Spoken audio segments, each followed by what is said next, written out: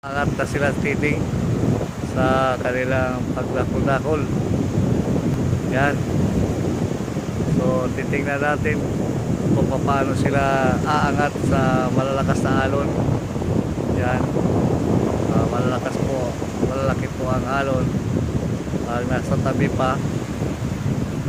So kailangan lang bubuhilo para malagpasan yung malalakas na baluktot ng alon. Kasi yung isa kanina doon, yung maliit na nandoon, umatras dahil mali yung kanilang tirada sa kanilang pag-angat.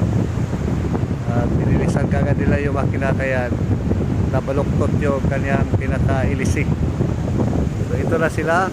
Yun, bumababa si Noel dahil sa yan. So nakaangat na sila. Yan. Yan. Bumaba na sila. Nakaangat na yan. So magaling. Sanay na si Titing sa ganong sistema. Ops. Galing lumilipad. Magaling na. Indang ang ilang pagpunta.